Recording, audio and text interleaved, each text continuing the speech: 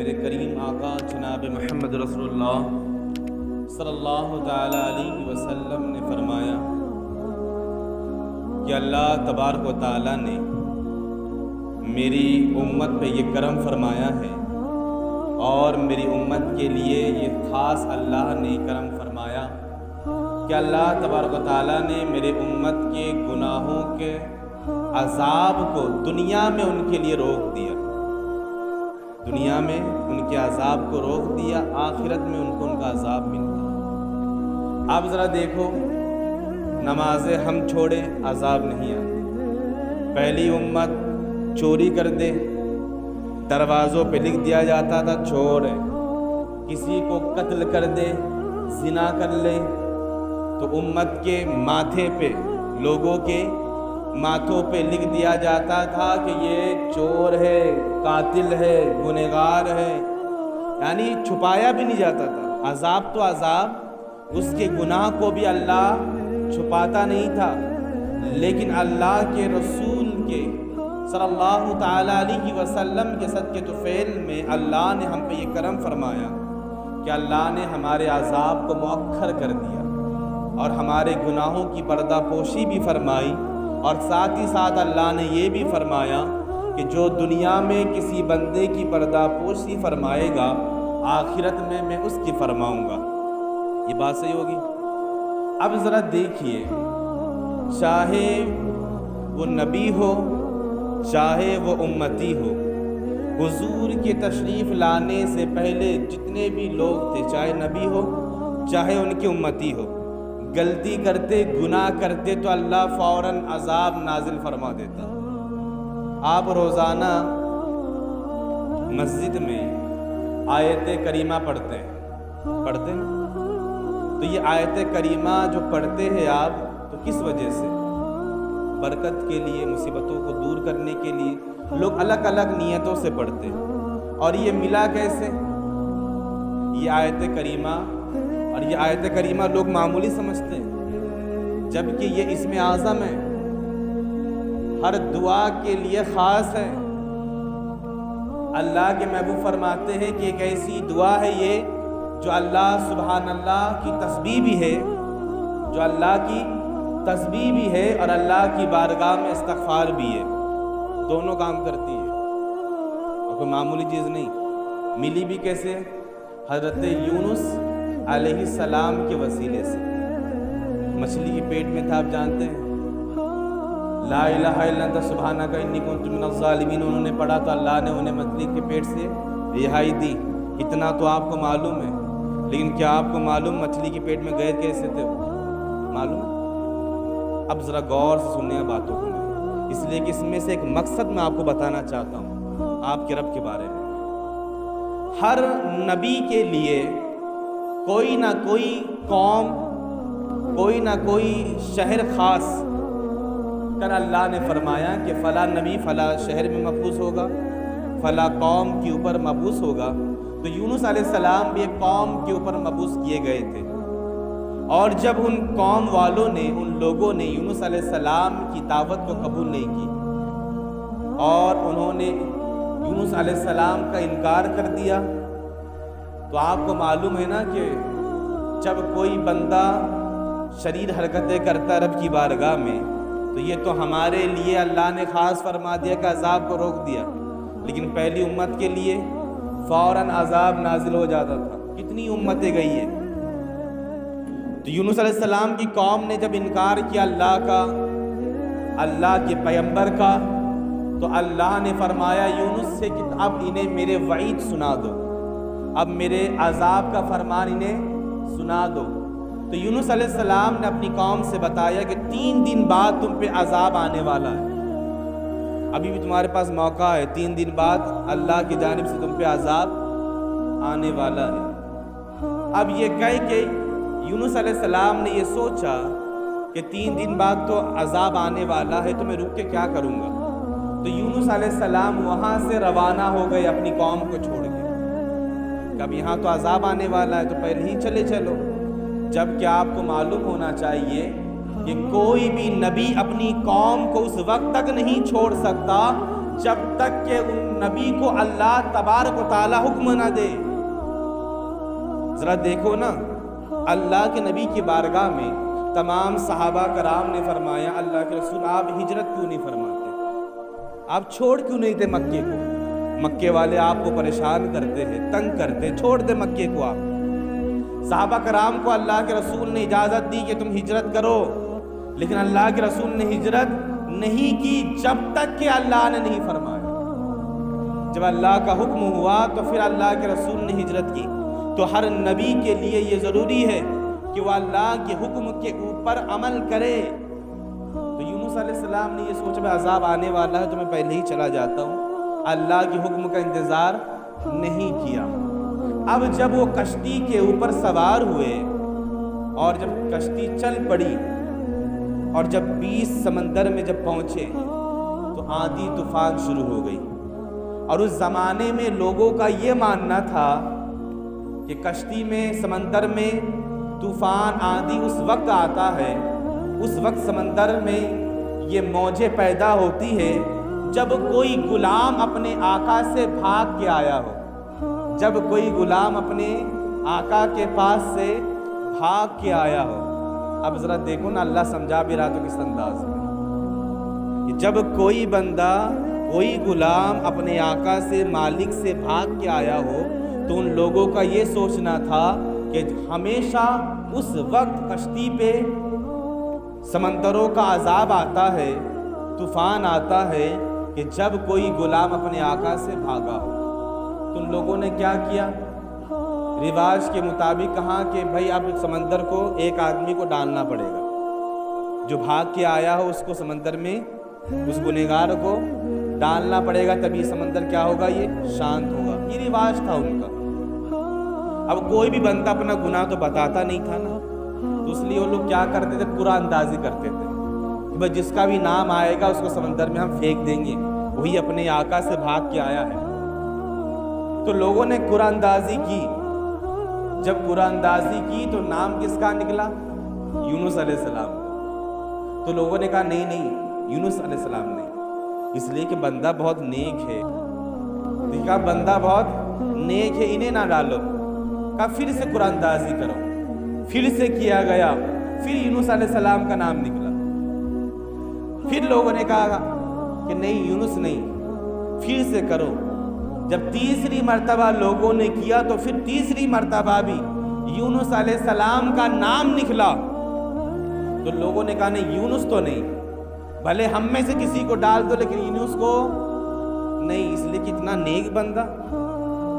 لیکن جب 3 مرتبہ یونس علیہ السلام کا نام نکلا نا تو یونس علیہ السلام سمجھ گئے کہ کہیں میں تو وہی غلام نہیں جو اپنے مالک سے بھاگ کے آیا ہوں، کہیں میں وہی غلام تو نہیں جس نے اپنے مالک کی نافرمانی کی ہے۔ تو یونس علیہ السلام نے لوگوں سے فرمایا کہ تم میں سے کسی کو اپنی جان کی قربانی دینے کی ضرورت نہیں ہے، اس لیے کہ میں جانتا ہوں میں ہی مجرم ہوں، مجھے ڈال دو۔ تو لوگوں نے جب یونس علیہ السلام کو ڈالا سمندر میں، اب ذرا دیکھو اللہ کا جلال بھی دیکھو اور اللہ کی رحمت بھی دیکھو کہ اللہ کا جاہ و جلال ایسا کہ کوئی اللہ کے جاہ و جلال کے مقابلے میں نہیں، اور اللہ کی رحمت بھی ایسی کہ اللہ کے رحمت کے مقابلے میں کوئی نہیں۔ تھوڑی سی غلطی ہوئی یونس سے کہ نافرمانی کر دی، رکے نہیں، چلے گئے تھے، اس لیے کہ عذاب آنے والا تو سوچے کیا کرو، رک کے چلے گئے، لیکن اس چھوٹی سی غلطی پہ اللہ کو اتنا جلال آیا کہ فوراً اللہ نے اپنا حکم سنا دیا۔ لیکن اللہ کی رحمت بھی دیکھو کہ جب لوگوں نے حضرت یونس علیہ السلام کو ڈالا سمندر میں تو اللہ کی رحمت کو جوش آیا۔ اللہ نے فرمایا مچھلی سے کہ میرے یونس کو لے لے اندر۔ ایک طرف اللہ جلال بھی دکھا رہا ہے اور ایک طرف اپنی رحمتوں کے جلوے بھی دکھا رہا ہے۔ اگر اس بات کو سمجھنا ہو نا تو ذرا ماں باپ کی مثال سے سمجھ لو۔ جس طرح کوئی ماں باپ اپنے بچوں کو ڈانٹتے ہیں، مارتے ہیں، سمجھاتے ہیں، سزائیں دیتے ہیں، اور سزائیں دینے کے بعد جب وہ بچہ اپنی غلطی کو تسلیم کر لیتا ہے، جب وہ بچہ اپنی غلطی کو مان لیتا ہے، تو وہی ماں باپ جو اپنے بچے سے غصہ تھے، ناراض تھے، وہی ماں باپ اس بچے کو اپنے سینے سے لگاتے ہیں۔ تو ذرا دیکھو نا، رب کی رحمت بھی دیکھو، رب کا جلال بھی دیکھو کہ اللہ کس انداز میں اپنے بندوں سے محبت فرماتا ہے۔ جب مچھلی کے اندر گئے یونس علیہ السلام، اللہ نے حکم دیا کہ مچھلی میرے بندے یونس کو اپنے اندر لے، لیکن اس انداز میں کہ تکلیف کچھ نہ ہو، نہ دانت چبھے نہ کوئی تکلیف ہو، اس انداز میں۔ جیسے حضرت ابراہیم کے لیے فرمایا آگ سے، یا نار کونی بردن و سلاما علی ابراہیم، اے آگ ایسی ٹھنڈی اور سلامت والی ہونا کہ میرے بندے ابراہیم کو کوئی تکلیف نہ ہو، میرے خلیل کو کوئی تکلیف نہ ہو۔ اب جب اندر گئے تو قرآن میں تو اس بات کی تفصیل نہیں ملتی ہے کہ کتنے دن وہ تھے، لیکن توریت میں اس بات کی تفصیل موجود ہے کہ حضرت یونس علیہ السلام مچھلی کے پیٹ میں 3 دن اور 3 رات تھے، 3 دن اور 3 رات۔ اور جو ایک روایت اور مشہور ہے 40 دن والی، لیکن توریت میں 3 دن اور 3 رات یہ آئی ہے۔ اب ذرا سوچو، کوئی بندہ ایسی جگہ پھنسا ہو جہاں کوئی بچانے والا اس تک پہنچ نہ سکے۔ اب یونس کہاں پھنسے ہیں؟ کسی پہاڑ کے اوپر، کسی کنویں کے اندر، یا کوئی ایسی جگہ نہیں، غار کے اندر بھی نہیں، پھنسے کہاں؟ مچھلی کے پیٹ میں، کہ بندے کے گمان میں بھی نہ ہو۔ 3 دن 3 راتیں یونس علیہ السلام مچھلی کے پیٹ میں رہے، رب کی بارگاہ میں اپنے گناہوں کی توبہ کرتے رہے، توبہ کی رب کی بارگاہ میں۔ اور روایت موجود ہے تیسرے دن اللہ نے اپنے کریمی رحیمی کے صدقے یونس علیہ السلام کے دل میں یہ آیت، یہ کلمات ڈالی، اس لیے کہ اللہ کا کرنا ہے نا۔ تو یونس علیہ السلام کی زبان سے الفاظ بدلے، توبہ کا طریقہ بدلا، اور یونس علیہ السلام نے رب کی بارگاہ میں فرمایا لا الہ الا انت سبحانک انی کنت من الظالمین۔ یونس فرماتے ہیں رب کی بارگاہ میں لا الہ الا اللہ، کہ اللہ تیرے سوا کوئی معبود نہیں، تیرے سوا کوئی عبادت کے لائق نہیں، انت سبحانک، یا اللہ تو ہی تو پاک ہے، تو گناہ کر سکتا نہیں، تجھ سے کوئی گناہ ہو سکتے نہیں، تو ہی پاک ہے، انی کنت من الظالمین، بے شک میں تیرا بندہ ہوں، میں ہی گنہگار ہوں، میں ہی مجرم ہوں، مجھ سے ہی گناہ ہوا ہے، اللہ مجھے معاف فرما دے۔ اس لیے کہ اللہ تو پاک ہے نا، میں تو تیرا بندہ ہوں، انسان ہوں، انسان سے خطا ہوتی ہے، غلطی ہوتی ہے، یا اللہ میں کمزور ہوں، تو اعلیٰ تر ہے۔ لوگ تو اللہ کے آگے بھی اپنے آپ کو بالا تر سمجھتے ہیں، لیکن جب کوئی بندہ جھکتا ہے نا رب کی بارگاہ میں، تو اللہ کو وہ جھکنا، وہ ادا اللہ کو بہت پسند آتی ہے۔ تو جب یہ کلمات کہے نا یونس علیہ السلام نے، تو اللہ نے فوراً حکم دیا مچھلی کو کہ میرے بندے یونس کو کنارے چھوڑ دو۔ اب ذرا دیکھو اللہ قرآن میں کیا فرماتا ہے۔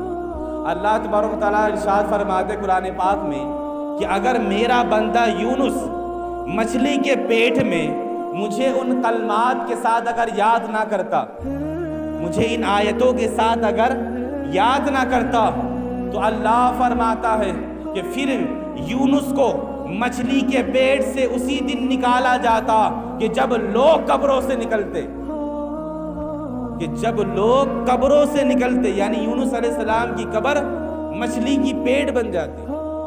اس سے کیا پتہ چلا کہ جب کسی بندے سے غلطی ہو جائے، خطا ہو جائے، اور وہ اپنی غلطی کو مان لے، تسلیم کر لے، اور رب کی بارگاہ میں جھک جائے، تو یہ تو دنیا کا نظام ہے نا، کہ انسان غلطی ماننے والے کو چھوڑ دیتا ہے، تو جو پوری دنیا کا نظام چلا رہا ہو وہ کیوں نہ معاف کرے۔ اور جب کہ میرے آقا فرماتے ہیں کہ تم رب کی بارگاہ میں روز قیامت کے دن کتنے بھی گناہ لے کے آ جاؤ، لیکن وہ اللہ تمہارے ہر گناہ کو معاف فرما دے گا، اللہ علاوہ شرک کے۔ تم شرک کے علاوہ کوئی بھی گناہ کرو، اللہ تمہارے گناہوں کو معاف فرما دے گا، لیکن شرک ایک ایسا گناہ ہے جس کو اللہ معاف نہیں فرما۔ اب ذرا آگے چلتے ہیں۔ مچھلی نے یونس علیہ السلام کو کنارے چھوڑ دی ٹاپو پہ۔ اب جب 3 دن 3 رات کے بعد یونس علیہ السلام مچھلی کے پیٹ سے نکلے تو پورا ان کا جسم جو زخمی ہو چکا تھا، تو پورا جسم ان کا کیا ہوا؟ زخمی ہو چکا تھا، طاقت جسم میں تھی نہیں۔ تو اللہ کی رحیمی تو دیکھو، کریمی تو دیکھو، اللہ نے فوراً کدو کا پودا پیدا کر دیا اور کدو کے پودے کے بیلوں نے، پتوں نے یونس علیہ السلام کے لیے چھاؤں بنا دی، تاکہ ان کی جو چمڑی جو نقصان ہوا تھا جسم میں دھوپ کی وجہ سے بندے یونس کو تکلیف نہ ہو، خدا کے بندے یونس کو تکلیف نہ ہو۔ اب یونس علیہ السلام نے غلطی کی تھی کہ 3 دن بعد عذاب آنے والا تھا، چلے گئے، خدا کے حکم کا انتظار نہیں کیے۔ تو جب ان کو آرام ملا، اللہ نے شفا دی ان کو، تو پھر وہ اپنی قوم کے پاس گئے دیکھنے کے لیے کیا ہوا، میری قوم کے ساتھ کیا ہوا، یہ دیکھنے گئے یونس علیہ السلام۔ تو دیکھ کے تعجب میں پڑ گئے اور رب کی تسبیح بیان کرنا شروع کر دیا۔ کیا دیکھتے ہیں کہ وہی قوم جس قوم کے لیے یونس علیہ السلام نے اللہ کا پیغام سنایا تھا، اللہ کا حکم سنایا تھا کہ تم پر عنقریب 3 دن بعد خدا کا عذاب آنے والا ہے، آج وہ پوری قوم اللہ کا کلمہ پڑھ کے مسلمان ہو چکی ہے، وہ پوری قوم ایمان لا چکی ہے اللہ پر۔ یونس علیہ السلام حیران و پریشان کہ نبی بھی نہیں، کوئی نبی بھی نہیں پیغام سنانے کے لیے، نبی بھی چھوڑ کے چلا گیا، کوئی نبی نہیں، عذاب آنے والا تھا 3 دن بعد، لیکن اللہ نے عذاب روک کے سب کو ایمان کی دولت عطا کر دی۔ کیوں؟ اس لیے کہ یونس علیہ السلام نے اللہ کے حکم کی اطاعت نہیں کی تھی، نہیں رکے تھے، تو اللہ نے پھر انصاف فرمایا۔ اس لیے کہ جب غلطی خدا کے پیغمبر سے ہوئی تو اللہ نے اس کے بدلے پوری قوم کو ایمان کی دولت نصیب فرما دی۔ اب یہاں پہ سوال یہ پیدا ہوتا ہے کہ لوگ کہتے ہیں کہ اگر پوری دنیا کو اللہ تبارک و تعالیٰ نے پیدا کیا، ایک خدا نے اگر پیدا کیا، تو پھر ایک دین کیوں نہیں؟ مسلمانی کیوں نہیں؟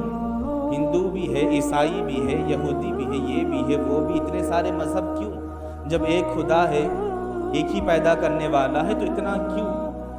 اور آپ کو معلوم ہونا چاہیے یہ سوال کوئی آج کے ابلیسوں کا نہیں ہے، یہ سوال کوئی آج کے شیطانوں کی اولادوں کی نہیں ہے، یہ سوال 1400 سال پہلے بھی قریش مکہ والوں نے اللہ کے نبی سے کیا تھا، اور اللہ کے رسول کے پیغمبر ہونے کا انکار کیا تھا، رسول ہونے کا انکار کیا تھا، نبی ہونے کا انکار کیا تھا۔ قریش والوں نے کہا تھا اللہ کے رسول سے، اللہ تو انسانوں سے زیادہ طاقتور ہے، اگر اے محمد اگر تم کہتے ہو کہ تم اللہ کے جانب سے بھیجے ہوئے نبی ہو تو تمہارا رب تو وہ ہے جس نے تمام کائنات کو پیدا کیا، تو جو رب تمام کائنات کو پیدا کر سکتا ہے تو کیا وہ اتنا کمزور ہے کہ پوری کائنات میں ایک دین نہ لا سکے؟ یہ تمام کائنات والے اس رب کی عبادت نہ کر سکے، اتنا کمزور ہے وہ کہ اپنی عبادت نہ کروا لے؟ تو یہ جو آیت سورہ یونس میں نازل ہوئی نا، جس میں اللہ نے فرمایا کہ میں نے پوری یونس علیہ السلام کی قوم کو ایمان کی دولت عطا کر دی، کیوں؟ اس لیے کہ یہ ان لوگوں کے لیے جواب تھا۔ وہ لوگ جو کہتے کہ اللہ کمزور ہے، اللہ دنیا والوں کو اپنا کلمہ پڑھا نہیں سکتا، نبیوں کو بیچتا ہے، تو اللہ فرماتا ہے اپنے محبوب سے، اے محبوب اگر میں چاہوں تو پوری دنیا مجھے تسلیم کرے، پوری دنیا میرے سامنے عبادت کے لیے جھک جائے، جب میں سورج کو کھڑا کرتا ہوں جھکا بھی سکتا ہوں، تو پوری دنیا کے لوگ، پوری مخلوق میرے سامنے جھک جائے اگر میں چاہوں، لیکن اے محبوب میں یہ چاہتا ہوں کہ میرے بندے مجبوری میں میرے سامنے نہ جھکے، بلکہ اپنی چوائس سے جھکے، اپنی پسند سے میرے سامنے جھکے۔ اگر جھکانا ہوتا اگر ایمان کی دولت دینی ہوتی تو رب فرماتا ہے قرآن پاک میں کہ میں نے پورے یونس علیہ السلام کی قوم کو دولت دے دی ایمان کی۔ یہ لوگ اعتراض کرتے تھے نا کہ آپ کیوں اتنی محنت کرتے ہو، اللہ کے رسول کی بارگاہ میں لوگ اعتراض کرتے تھے، اور اللہ کے رسول بھی ہم گنہگاروں کے لیے پریشان تھے کہ میری امت جہنم میں جائے گی۔ تو اللہ فرماتا ہے کہ اے محبوب آپ پریشان نہ ہو، آپ کیا ہو، پریشان نہ ہو۔ جو کلمہ پڑھے گا اپنی پسند سے پڑھے، جو نہ پڑھے گا وہ اپنی پسند سے نہ پڑھے، جس کو جانا جہنم میں جائے، جس کو نہ جانا نہ جائے، لیکن میں آپ سے سوال نہیں کروں گا کتنے لوگ کو جہنم میں گئے۔ اس لیے کہ بھائی ایک ذمہ داری ہے نا، اگر مجھے کوئی ذمہ داری دی جائے، مثال کے طور پر کسی ٹیچر کو پڑھانے کی ذمہ داری دی جائے، تو کوئی بھی آگے کہہ سکتا ہے بھائی یہ بچہ اتنا اچھا پڑھتا ہے، یہ کیوں نہیں پڑھتا، یہ کام اچھا ہو رہا تھا، یہ کیوں نہیں ہو رہا ہے۔ تو اللہ فرماتا ہے میں جہنم میں جانے والوں کے بارے میں آپ سے نہیں پوچھوں گا، اس لیے کہ ان کی چوائس، آپ کا تو کام تھا پیغام پہنچانا، آپ نے پہنچا دیا۔ اگر یہ بات مجھے منظور ہوتی تو میں کب کا لوگوں کو ایمان کی دولت دے دیتا، لیکن لوگوں کو اختیار ہے کہ وہ اپنی پسند سے۔ کیوں؟ اس لیے کہ اللہ قرآن میں ارشاد فرماتا ہے خلق الموت والحیات لیبلوکم ایکم احسن عملا، کہ بے شک میں نے موت کو پیدا کیا اور بے شک میں نے زندگی کو پیدا کیا۔ کیوں؟ تمہاری آزمائش کے لیے، تمہارے امتحان کے لیے کہ تم میں سے بہتر دنیا میں کون اعمال کرتا ہے۔ تو یہ آپ کے اوپر ہے کہ آپ کس طرح سے اپنی زندگی کو گزارتے ہو۔ تو یونس علیہ السلام کے اس واقعے سے ہمیں درس کیا ملتا ہے کہ کبھی بھی اللہ کی رحمت سے نا امید نہ ہو۔ اللہ نے آپ پر اپنے محبوب کے صدقے کئی مہربانیاں فرمائی ہیں، تو آپ حضرات اس مہربانیوں کے فائدے کو نہ اٹھائیں، بلکہ اسے اپنے لیے نعمت سمجھیں، رب کی عبادت سچے دل سے کریں جس طرح اللہ نے فرمایا ہے اس طرح انداز میں۔ ورنہ میں آپ کو بتا دوں زندگی گزر جانے کے بعد عبادت کرو گے تو کوئی بھی معنی نہیں ہے، اس لیے کہ جو عبادت کا مزہ جوانی میں ہے، جو عبادت کا مزہ اس وقت ہے کہ جب آپ کے جسم میں طاقت ہو، توانائی ہو، اس وقت عبادت میں لذت بھی ہے، اس کا ثواب بھی زیادہ ہے۔